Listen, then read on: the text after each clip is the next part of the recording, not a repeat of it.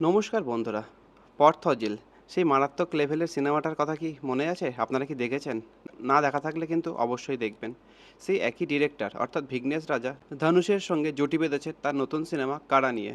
তো কাড়া সিনেমা কেমন হলো আজ সেই কথাই বলবো। সিনেমাটা আপনারা পেয়ে যাবেন নেটফ্লিক্সে। প্রায় 2 ঘন্টা 41 মিনিটের কাছে সিনেমা।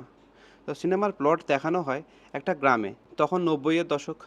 যুদ্ধ লাগার কারণে গ্রামের অর্থনীতিতে একটা বড় ধাক্কা এসছে।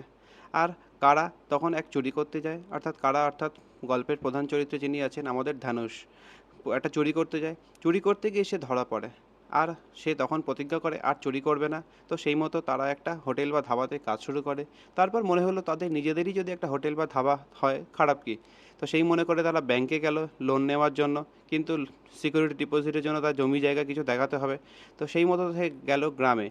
গ্রামে গিয়ে জানতে পারলো তার বাবার যে জমি জায়গা আছে এক দুর্নীতিগ্রস্ত ব্যাংক ম্যানেজারের পাল্লায় পড়ে সব বন্ধক রেখেছে।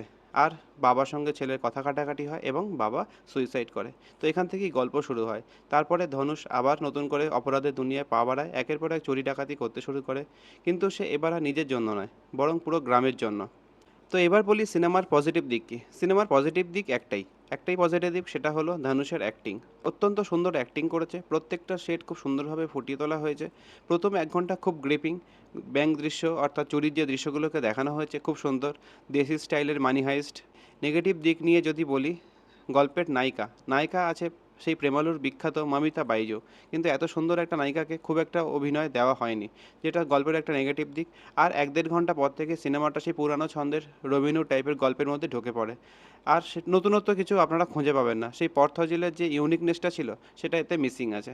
তো আপনারা যদি অলরেডি সিনেমাটা দেখে থাকেন, কেমন লেগেছে আমাকে কমেন্টে জানাবেন। আর ভিডিও ভালো লাগলে লাইক কমেন্ট সাবস্ক্রাইব করে একটু পাশে থাকবেন। থ্যাংক ইউ, দেখা হচ্ছে পরের ভিডিওতে।